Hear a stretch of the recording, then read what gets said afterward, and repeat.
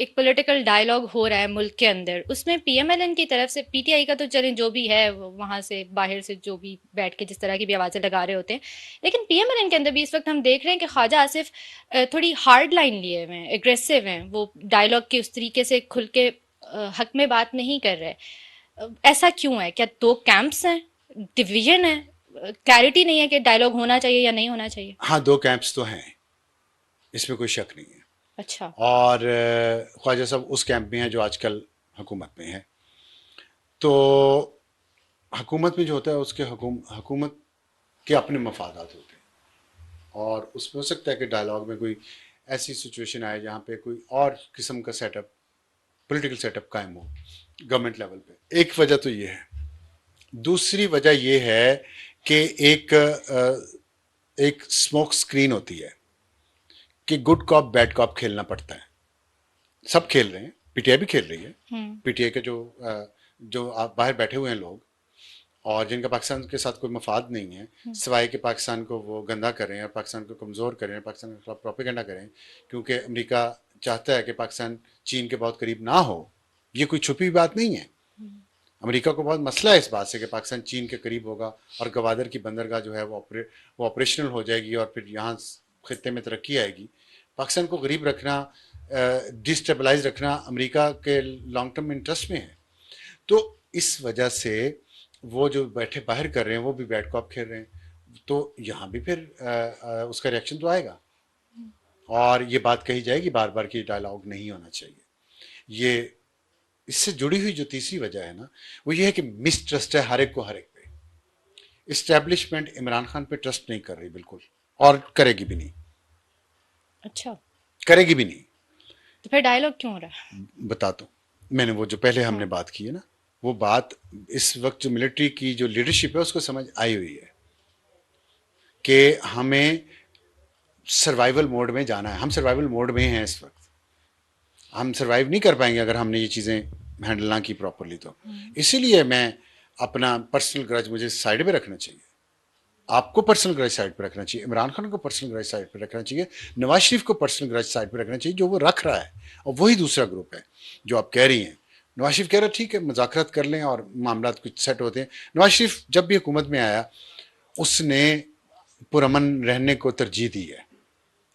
आप देख लें 2013 में जब आया, इलेक्शन होते ही जीत के वो इमरान खान को हॉस्पिटल में उनकी आदत करने गया, वहाँ उनके खिलाफ नारे लगे। ये जवाब आया वहाँ से। फिर उसके बाद वजारत उज़्मा का हल्फ उठाने के बाद बनी गाला इमरान खान के घर पे गए ये बात करने के लिए कि हम इस मुल्क को आगे लेके चलें, अगले इलेक्शन में हम और बेहतर रूल्स कर लेते हैं, आपको शिकायत है वो दूर हो जाएंगी तो कर लेंगे। लेकिन इमरान खान साहब ने ये नहीं किया। उन्होंने अपना उसके साथ पाशा जहीर और सब राहिल शरीफ के साथ मिलकर नया काम शुरू कर दिया। खैर उसमें तारिक खान भी था उस वक्त का जनरल। तो ये जो चीज़ें ना, ये फिर मुल्क को पीछे ले गई। अब जो ट्रस्ट है ना, ट्रस्ट डेफिसिट है तीनों तरफ में। हुकूमत भी इमरान खान पर ट्रस्ट नहीं कर रही।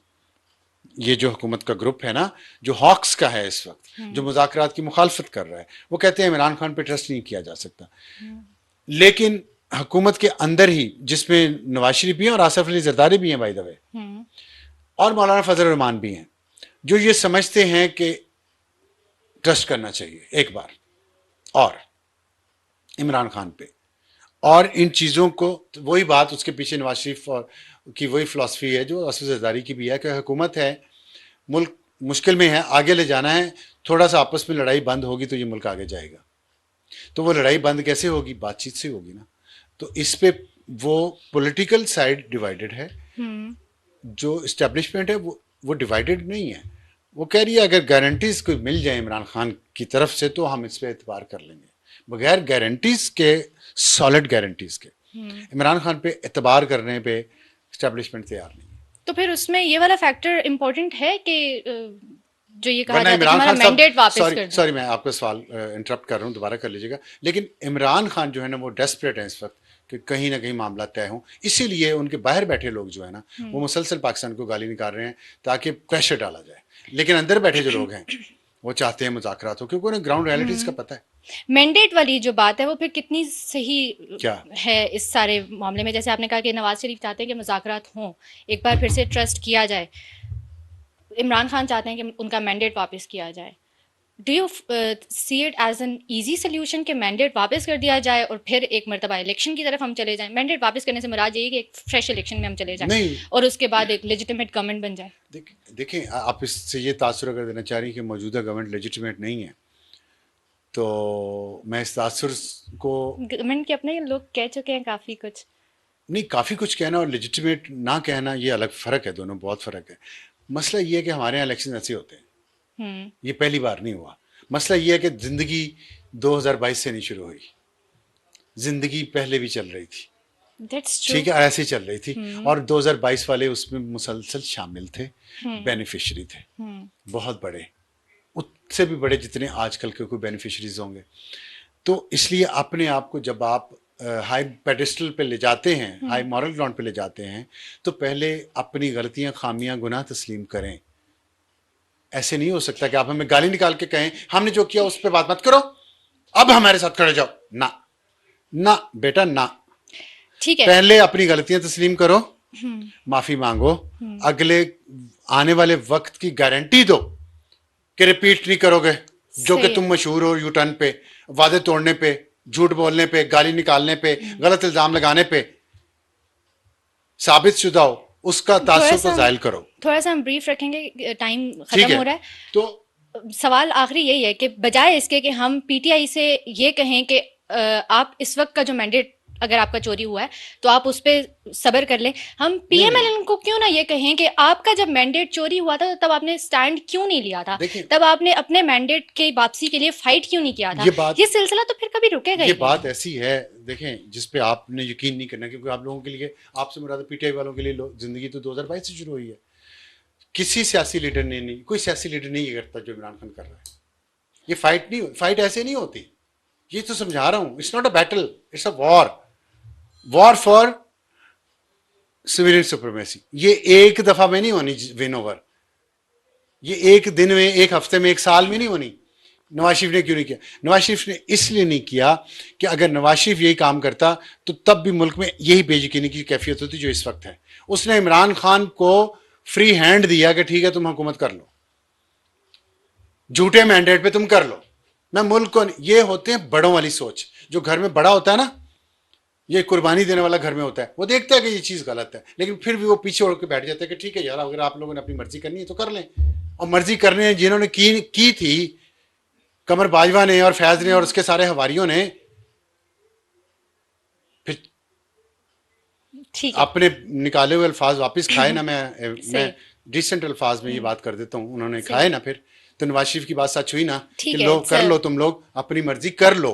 फिर सबने चख लिया मजा, फिर मजा चख लिया ना। अब फिर अगर ये होगा, ये ना जरदारी ने किया, ना बेनजीर भुट्टो ने किया, ना नवाज शरीफ ने किया, क्योंकि they are mature political leaders. वो सोचते पहले लोगों का है कि यार हम इतना गंद ना डाल दें इस मुल्क में कि कोई भी सियासत करने के काबिल ना रहे, कोई भी जमहूरियत के काबिल ना रहे। ये सोचते हैं मैच्योर लीडर। ये जो है ना आप लोगों का ये वहम है कि हम खड़े हो गए अब अपने हक के लिए। तो हक के लिए तब खड़े होंगे जब आपका माजी साफ होगा, जब आपका ज़मीर साफ होगा, जब आपकी स्लेट साफ होगी, जब आप पे केसेस नहीं होंगे इस तरह के जिस तरह के दूसरों पे थे। उसके लिए टाइम लगता है, वो आपने देना नहीं। तो अब ये जो है ना मैंडेट वापसी की बात, ये एक निज़ाम है जो गलत है, फ्लॉड है। उसी निज़ाम के जरिए आप जाएं, उसमें ट्रिब्यूनल्स में, उसमें देखें। कासिम सूरी जो है डिप्टी स्पीकर, कितने साल रहा डिप्टी स्पीकर? हारा हुआ, हारा हुआ था ना, इसी निजाम में रहा ना। तो अब वो उस वक्त नहीं याद आया इमरान खान को और उसके सपोर्टर्स को कि यार हम सिस्टम ठीक कर लें। नवाज शरीफ नहीं भी शोर मचा रहा तो बेइंसाफी का तो पता था ना सबको, किसी ने इंसाफ दिया? सही है। तो ये और फिर दूसरी बात है, 2017 में हमने जो ये पीटीआई ने जो गलती की है ना, उसके सपोर्टर्स ने नवाज शरीफ को जो गिराया है, जो हाइब्रिड निजाम आप लेके आए हैं, तो ये अब हाइब्रिड निजाम आपने स्टेम किया, स्टेम कर दिया आपने, मजबूत कर दिया। वो ऐसे नहीं टूटेगा, टूटेगा तो सब गिर जाएगा। स्लोली एंड ग्रेजुअली बातचीत से, पुरअमन तरीके से इस बहरान में से निकले।